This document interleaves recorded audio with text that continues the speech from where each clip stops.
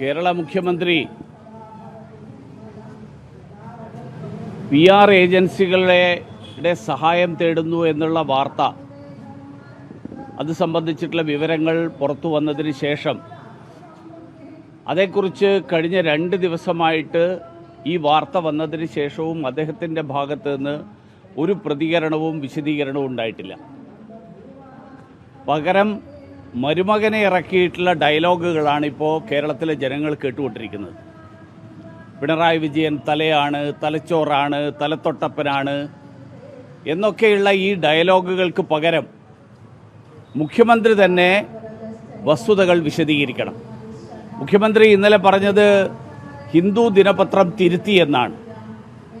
ഞാൻ ഹിന്ദു ദിനപത്രം എഴുതിയ വാർത്ത, അവരുടെ വാർത്ത ഞാനൊന്ന് എടുത്തു നോക്കി. എനിക്ക് തോന്നുന്നത് മുഖ്യമന്ത്രിക്ക് നമ്മളൊക്കെ വായിക്കുന്നതിൽ നിന്ന് വ്യത്യാസമുള്ള ഒരു വാർത്താ വായന രീതിയാണ് അദ്ദേഹത്തിനുള്ളതാണ്.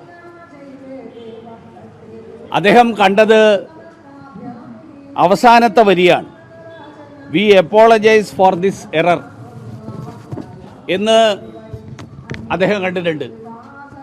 അദ്ദേഹത്തിൻ്റെ വായന താഴെ നിന്ന് മുകളിലേക്കാണ്. നമ്മളെല്ലാവരും മുകളിൽ നിന്ന് താഴോട്ടാണ് വായിക്കുന്നത്. അദ്ദേഹം വായിക്കുന്നത് എനിക്ക് തോന്നുന്നു താഴെ നിന്ന് മുകളിലോട്ടേക്കാണെന്നാണ്. ഈ പ്രത്യേക ആക്ഷൻ എന്നൊക്കെ പറയുന്നത് പോലെ ഒരു പ്രത്യേക തരം വായനയാണ്. അതുകൊണ്ടാണ് അദ്ദേഹം ഈ ഹിന്ദു ദിനപത്രം തിരുത്തി എന്നുള്ള പ്രസ്താവന നടത്തിയിട്ട് ഇതിൽ നിന്ന് ഒഴിഞ്ഞു മാറാൻ വേണ്ടിയിട്ട് ഇപ്പോൾ ശ്രമിക്കുന്നത്. അതുകൊണ്ട് കേരളത്തിലെ ജനങ്ങൾ ഈ കാര്യങ്ങൾ മനസ്സിലാക്കാൻ താല്പര്യമുള്ള ആളുകൾക്ക് അദ്ദേഹം കാര്യങ്ങൾ വിശദീകരിക്കണം.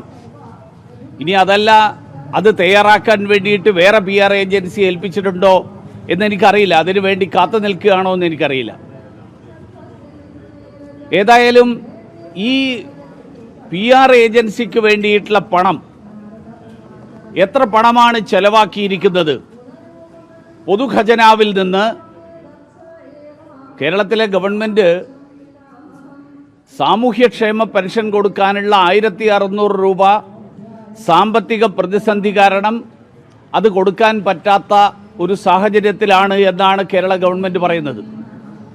ആ ഗവൺമെൻറ്റാണ് കോടികൾ ചെലവഴിച്ചുകൊണ്ട് സർക്കാരിൻ്റെ തന്നെ പബ്ലിക് റിലേഷൻസ് ഡിപ്പാർട്ട്മെൻറ്റ് ഉണ്ടാകുമ്പോഴും ഉദ്യോഗസ്ഥന്മാരുണ്ടാവുമ്പോഴും പ്രസ് സെക്രട്ടറി ആയിട്ട് ശമ്പളം കൊടുത്ത് ആളുകളെ വെച്ചിരിക്കുമ്പോഴും അതിന് പുറമെ ഒരു സ്വകാര്യ PR ഏജൻസിയെ പൊതുഖജനാവിൽ നിന്ന് ഈ നാട്ടിലെ സാധാരണക്കാരൻ്റെ നികുതിപ്പണം ഉപയോഗിച്ച് ഒരു PR ഏജൻസിയെ വെച്ചിരിക്കുന്നത്. എത്രയാണ് കഴിഞ്ഞ 8 വർഷക്കാലത്തിനിടയിൽ ഇങ്ങനെ കൊടുത്തിട്ടുള്ള, ഇങ്ങനെ ചെലവഴിച്ചിട്ടുള്ള പണം എന്നുള്ളത് മുഖ്യമന്ത്രി വിശദീകരിക്കണമെന്നാണ് കേരളത്തിലെ ജനങ്ങൾ ആഗ്രഹിക്കുന്നത്. മാത്രമല്ല, ഇപ്പോൾ മുഖ്യമന്ത്രിയുടെ പ്രസ് സെക്രട്ടറി പറയുന്നത് മുഖ്യമന്ത്രി പറഞ്ഞതിൽ ഒരു കാര്യം തെറ്റാണെന്നാണ്. അതായത് കള്ളക്കടത്തും സ്വർണ്ണക്കടത്തുമൊന്നും ആൻറ്റി നാഷണൽ ആക്ടിവിറ്റി അല്ല, രാജ്യദ്രോഹ പ്രവർത്തനമല്ല. അദ്ദേഹം തന്നെ നേരത്തെ പറഞ്ഞിരുന്നത് ഈ സ്വർണ്ണക്കടത്ത് പോലെയുള്ള കാര്യങ്ങൾ, കള്ളക്കടത്ത് പോലെയുള്ള കാര്യങ്ങൾ, ഹവാല ഇടപാടുകൾ, ഇതൊക്കെ രാജ്യദ്രോഹ പ്രവർത്തനമാണെന്നാണ്. അതിനുശേഷം അദ്ദേഹത്തിൻ്റെ ഓഫീസ് അത് തിരുത്തിയതാണോ? കാരണം ഓഫീസ് എന്ന് പറഞ്ഞാൽ സ്വർണ്ണക്കടത്തിന് ജയിലിലായിട്ടുള്ള ശിവശങ്കരൻ്റെ ശിഷ്യന്മാരാണ്. ആ ശിഷ്യന്മാർ തിരുത്തിയതാണോ എന്നുള്ളത് അറിയില്ല. ഏതായാലും ഈ കിങ്കരന്മാരെ കൊണ്ട് വിശദീകരണം ഇറക്കിക്കുന്നതിന് പകരം മുഖ്യമന്ത്രി കാര്യങ്ങൾ വിശദീകരിക്കണം എന്നുള്ളതാണ് ഭാരതീയ ജനതാ പാർട്ടിക്ക് ആവശ്യപ്പെടാനുള്ളത്. അതുകൊണ്ട് ഈ തരത്തിലുള്ള PR പരിശ്രമങ്ങൾ അതേത് പശ്ചാത്തലത്തിലാണ് വന്നതെന്ന് നമുക്കെല്ലാവർക്കും അറിയാം. കഴിഞ്ഞ ലോക്സഭാ തെരഞ്ഞെടുപ്പിൽ കേരളത്തിലെ ഭൂരിപക്ഷ സമുദായം, ആ ഭൂരിപക്ഷ സമുദായം പിണറായി വിജയനും CPM-ഉം നടത്തിക്കൊണ്ടിരിക്കുന്ന നിലപാടുകളോടും നയങ്ങളോടും വിയോജിച്ചുകൊണ്ട് ഭാരതീയ ജനതാ പാർട്ടിയെ പിന്തുണയ്ക്കാൻ തീരുമാനിച്ചു. അപ്പോൾ ഇന്നലെ ആറ്റിങ്ങലിൽ വോട്ട് ചോർന്നത് CPM-ന്റെ വോട്ട് BJP-ക്ക് ചോർന്നു എന്നാണ് CPM-ന്റെ തെരഞ്ഞെടുപ്പ് അവലോകനത്തിൽ റിപ്പോർട്ട് ചെയ്യപ്പെട്ടത് എന്ന് മാധ്യമങ്ങൾ റിപ്പോർട്ട് ചെയ്തിട്ടുണ്ട്. അതിനർത്ഥം ഭൂരിപക്ഷ സമുദായം മാർക്സിസ്റ്റ് പാർട്ടിയെ കൈയൊഴിയുന്നു. അപ്പോൾ ആ ഭൂരിപക്ഷ സമുദായത്തെ തിരിച്ചു കൊണ്ടുവരാൻ വേണ്ടിയിട്ടുള്ള ഒരു ശ്രമം മലപ്പുറം ജില്ലയെക്കുറിച്ച് ചില കാര്യങ്ങളൊക്കെ വെളിപ്പെടുത്തിക്കൊണ്ട് കരിപ്പൂരിൽ നടക്കുന്ന സ്വർണ്ണക്കടത്തിനെ കുറിച്ചുള്ള വിവരങ്ങളൊക്കെ പുറത്തുവിട്ടുകൊണ്ട് ഭൂരിപക്ഷ സമുദായത്തെ തിരിച്ചു കൊണ്ടുവരാൻ ശ്രമിക്കാൻ സാധിക്കുമോ എന്നുള്ള പരിശ്രമത്തിന്റെ ഭാഗമാണോ ഈ PR ഗിമ്മിക്കുകൾ എന്നെനിക്കറിയില്ല. ഒരു കാര്യം ഞാൻ പറയാം, ഈ PR ഗിമ്മിക്കുകൾ കൊണ്ടൊന്നും ഭൂരിപക്ഷ സമുദായത്തെ തിരിച്ചു കൊണ്ടുവരാൻ മാർക്സിസ്റ്റ് പാർട്ടി എത്ര ശ്രമിച്ചാലും സാധിക്കില്ല. കാരണം മാർക്സിസ്റ്റ് പാർട്ടിയുടെ നിലപാടുകൾ കഴിഞ്ഞ 8 വർഷക്കാലം മാർക്സിസ്റ്റ് പാർട്ടി എടുത്ത സമീപനം ഈ സംസ്ഥാനത്തെ ഭൂരിപക്ഷ സമുദായത്തിനെതിരായിട്ടുള്ള സമീപനമാണ്. അത് ശബരിമല മുതൽ തൃശൂർ പൂരം അലങ്കോലപ്പെടുത്തുന്നത് വരെയുള്ള നിരവധി നടപടികളിലൂടെ അത് വ്യക്തമാണ്. അതുകൊണ്ട് ഈ PR ഗിമ്മിക്കുകൾ അവസാനിപ്പിച്ചുകൊണ്ട് കേരളത്തിലെ എല്ലാ ജനവിഭാഗങ്ങൾക്കും, പ്രത്യേകിച്ച് അവശത അനുഭവിക്കുന്ന ജനവിഭാഗങ്ങൾക്ക്, പാർശ്വവൽക്കരിക്കപ്പെട്ടിട്ടുള്ള വിഭാഗങ്ങൾക്ക്, അങ്ങനെയുള്ളവർക്ക് നീതി ലഭ്യമാക്കാനുള്ള നടപടികളാണ് സർക്കാരിൻ്റെ ഭാഗത്തു നിന്നുണ്ടാകേണ്ടത്. ഒരു കാര്യം കൂടി ഞാൻ ആവർത്തിച്ച് ആവശ്യപ്പെടുന്നു. കഴിഞ്ഞ 8 വർഷക്കാലം PR ഏജൻസികൾക്ക് വേണ്ടിയിട്ട് ചെലവഴിച്ച പണത്തിൻ്റെ കണക്ക് കൂടി സർക്കാർ പുറത്തുവിടും.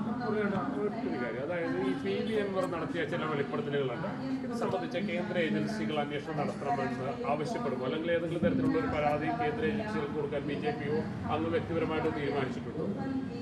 ഞാൻ അത് സംബന്ധിച്ച് നിയമപരമായിട്ടുള്ള കാര്യങ്ങൾ അന്വേഷിച്ചുകൊണ്ടിരിക്കുകയാണ്. PV അൻവർ പറഞ്ഞതിൽ നിരവധി കാര്യങ്ങളുണ്ട്. ഒന്ന്, PV അൻവർ പറഞ്ഞത് കേരളത്തിൽ ഫോൺ ചോർത്തൽ നടക്കുന്നുവെന്നാണ്. അദ്ദേഹം നേരിട്ട് ചോർത്തിയെന്ന് പറയുന്നു, വിവിധ പോലീസ് ഉദ്യോഗസ്ഥന്മാർ ചോർത്തിയെന്ന് പറയുന്നു. ഞാൻ സംസ്ഥാന ചീഫ് സെക്രട്ടറിക്ക് ഒരു കത്തയച്ചിട്ട് ഏതാണ്ട് 2 ആഴ്ചയിലധികമായി. അങ്ങനെ ചോർത്താൻ വേണ്ടിയിട്ട് കേന്ദ്ര ആഭ്യന്തര വകുപ്പ് ആർക്കെങ്കിലും അധികാരം നൽകിയിട്ടുണ്ടോ എന്നുള്ളത് വ്യക്തമാക്കണമെന്ന് ആവശ്യപ്പെട്ടിട്ടുണ്ട്. കാരണം സുപ്രീം കോടതിയുടെയും തെലങ്കാന ഹൈക്കോടതിയുടെയും വിധി അനുസരിച്ച് ഭരണഘടനയുടെ 22-ാം വകുപ്പിന്റെ ലംഘനമാണ് ഫോൺ ചോർത്തൽ, സ്വകാര്യതയിലേക്കുള്ള കടന്നുകയറ്റമാണ്. തെലങ്കാന ഹൈക്കോടതി പറഞ്ഞത് അങ്ങനെയുള്ള ഫോൺ ചോർത്തലുകൾ രാജ്യദ്രോഹ പ്രവർത്തനമാണ്. അതിനെ സംബന്ധിച്ചിട്ടുള്ള മറുപടിക്ക് വേണ്ടി ഞാൻ കാത്തിരിക്കുകയാണ്. ആ മറുപടി കിട്ടിയതിന് ശേഷം തുടർ നടപടികൾ എന്ത് വേണം എന്നുള്ളത് ആലോചിക്കും.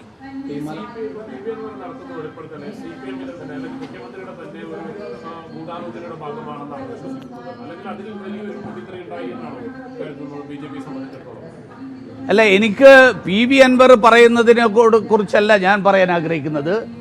PV അൻവർ പറയുന്നത് എത്ര വസ്തുതയുണ്ട് ഇല്ല എന്നുള്ളതൊക്കെ മുഖ്യമന്ത്രിയാണ് വിശദീകരിക്കേണ്ടത്. ആ പാർട്ടിക്കകത്ത് വലിയ വിഭാഗത്തിൻ്റെ പിന്തുണയുണ്ടെന്ന് അദ്ദേഹം അവകാശപ്പെടുന്നു. വസ്തുതയാണോ അല്ലയോ എന്നുള്ളത് അവരാണ് പറയേണ്ടത്.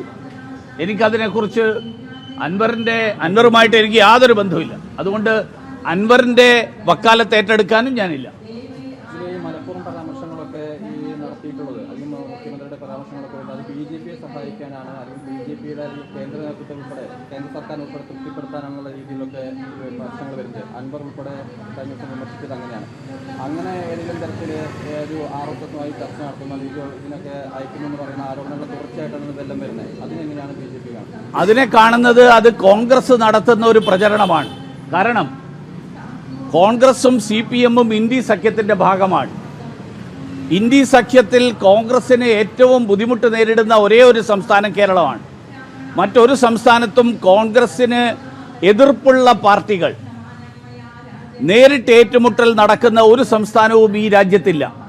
ഒരേ ഒരു സംസ്ഥാനത്ത് മാത്രമേ CPM-ഉം കോൺഗ്രസും തമ്മിൽ ഏറ്റുമുട്ടുന്നുള്ളതുള്ളൂ.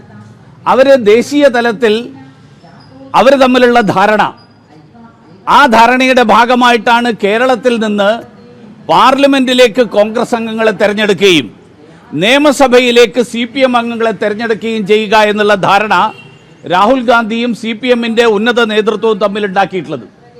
ആ ധാരണയുടെ ഭാഗമായിട്ട് സതീശനും സുധാകരനും ഒക്കെ എത്ര വെള്ളം കോരിയാലും കേരളത്തിന്റെ ഭരണം പിടിക്കാൻ കഴിയില്ല എന്നുള്ളത് കോൺഗ്രസിന്റെ പ്രവർത്തകർ തിരിച്ചറിയരുത് എന്ന് മനസ്സിലാക്കിക്കൊണ്ട് മുൻകൂട്ടി നടത്തുന്ന ഒരു ആരോപണമാണ്. ഞങ്ങൾ CPM-ഉമായിട്ട് ധാരണയിലല്ല, BJP ആണ് CPM-ഉമായിട്ട് ധാരണയിൽ. BJPക്ക് കേരളത്തിലോ കേന്ദ്രത്തിലോ ഒരു തരത്തിലുള്ള ധാരണയും CPM-ഉമായിട്ട് ഉണ്ടാക്കാൻ ഉദ്ദേശിക്കുന്നില്ല, ഉണ്ടാക്കേണ്ട ആവശ്യമില്ല. ഇപ്പോൾ CPM കൂടുതൽ ആളുകൾ, പ്രത്യേകിച്ചും PV അൻവറിനെ പോലെയുള്ള ആളുകളൊക്കെ പരസ്യപ്രചരണവുമായി രംഗത്ത് വരുന്നുണ്ട്. ഈ സാഹചര്യത്തിൽ BJP ഇത്തരക്കാരെല്ലാം സ്വാഗതം ചെയ്യുമോ പാർട്ടിയിലേക്ക്? അല്ല, അതിനെക്കുറിച്ചൊന്നും അതൊക്കെ പാർട്ടി ചർച്ച ചെയ്തെടുക്കേണ്ട തീരുമാനമാണ്. കഴിഞ്ഞ ദിവസത്തെ യോഗത്തിൽ ഞാനില്ലായിരുന്നു. അതിൽ ഈ കാര്യങ്ങളെക്കുറിച്ച് എന്ത് ചർച്ച നടന്നിട്ടുണ്ട് എന്നുള്ളത് ഇന്ന് സംസ്ഥാന അധ്യക്ഷനെയും ബാക്കിയുള്ള ആൾക്കാരെയും എനിക്ക് നേരിട്ട് കാണുമ്പോഴേ എനിക്കറിയാൻ പറ്റും.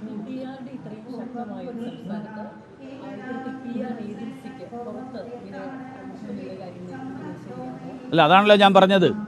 ഒന്നുകിൽ PRD പിരിച്ചുവിടണം. ഇത്രയും ലക്ഷക്കണക്കിന് രൂപ ശമ്പളം കൊടുത്ത് ഉദ്യോഗസ്ഥന്മാരെ വെക്കേണ്ട ആവശ്യമില്ല. അല്ലെങ്കിൽ ഈ PR ഏജൻസിക്ക് വേണ്ടി ചെലവാക്കിയിട്ടുള്ള പണത്തിന്റെ കണക്ക് പുറത്തുവിടണം. എത്ര രൂപയാണ് PR ഏജൻസിക്ക് വേണ്ടി ചെലവഴിച്ചിട്ടുള്ളത്? മുഖ്യമന്ത്രി അതിനെക്കുറിച്ച് വിശദീകരിക്കുന്നതിന് പകരം മരുമകനെ കൊണ്ടുള്ള ഡയലോഗുകൾ അവസാനിപ്പിക്കണം. മുഖ്യമന്ത്രി ഈ കാര്യങ്ങൾ വിശദീകരിക്കണം. അതാണ് ഞാൻ പറഞ്ഞത്.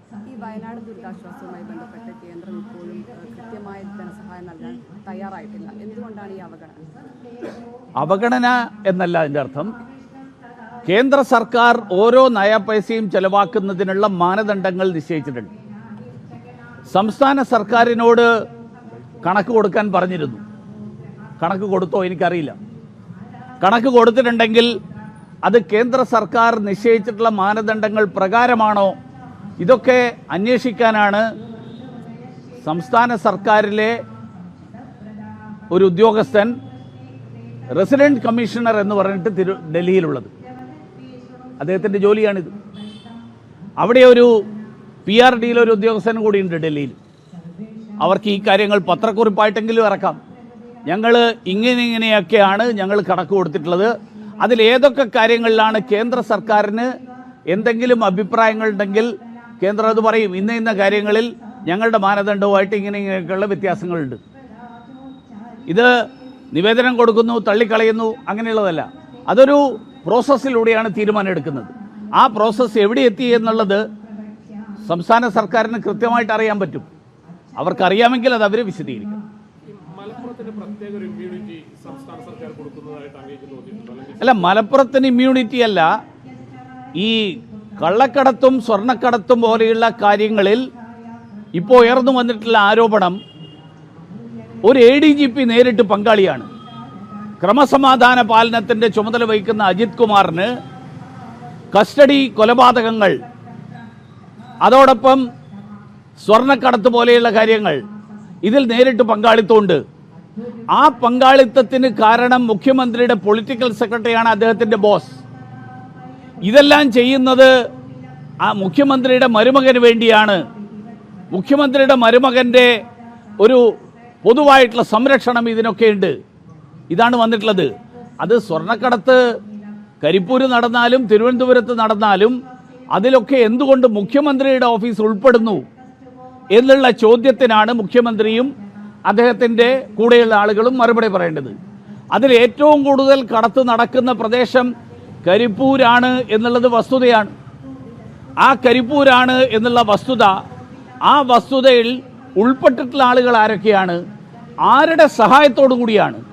മുഖ്യമന്ത്രി കരിപ്പൂരിൽ സ്വർണ്ണക്കടത്ത് നടത്തുന്നു എന്ന ആരോപണം ഉന്നയിക്കുന്നതിന് പകരം അദ്ദേഹത്തിൻ്റെ തന്നെ സർക്കാരിൻ്റെ രാഷ്ട്രീയ ഉപദേഷ്ടാവിന് നേരിട്ട് പങ്കിട്ട് അദ്ദേഹത്തിൻ്റെ ക്രമസമാധാന പാലനത്തിൻ്റെ ചുമതലയുള്ള ADGP നേരിട്ട് പങ്കിട്ട് എന്നുള്ള വിവരം പുറത്തു വന്നിട്ട് അതിൽ വിശദീകരിക്കുന്നതിന് പകരം അദ്ദേഹം ഈ ആരോപണം ആവർത്തിക്കുകയല്ല വേണ്ടത്.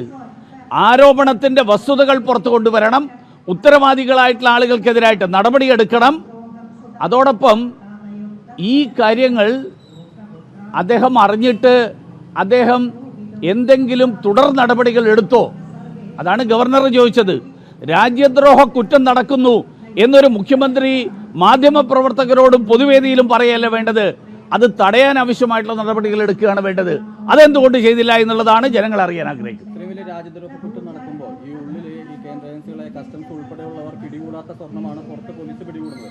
അപ്പോൾ സ്വാഭാവികമായിട്ടും ആ കള്ളക്കടത്ത് പിടിക്കപ്പെടാൻ അല്ലെങ്കിൽ എന്തുകൊണ്ട് കേന്ദ്ര ഏജൻസികൾ അതിൽ ഇടപെടുന്നില്ല എന്നുള്ള കാര്യം കൂടി തീർച്ചയായിട്ടും അതും അന്വേഷിക്കേണ്ടതാണ്.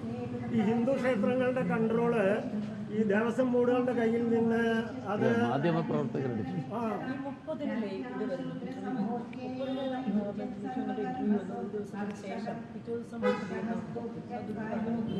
അല്ല, ഞാൻ പറഞ്ഞല്ലോ, അതായത് മുഖ്യമന്ത്രി ഇപ്പോൾ ഹിന്ദു പത്രം തിരുത്തി എന്ന് പറയുന്നത് അദ്ദേഹം നമ്മളൊക്കെ വായിക്കുന്നത് പോലെ മുകളിൽ നിന്ന് താഴോട്ടല്ല വായിക്കുന്നത്, താഴെ നിന്ന് മുകളിലോട്ടാണ് വായിക്കുന്നത്. അതുകൊണ്ട് അദ്ദേഹം വി എപ്പോളജൈസ് എന്നുള്ള ഒറ്റ സെൻറ്റൻസേ അദ്ദേഹം വായിച്ചിട്ടുള്ളൂ. അതാണ് ഇന്നലെ അദ്ദേഹം പറഞ്ഞത്.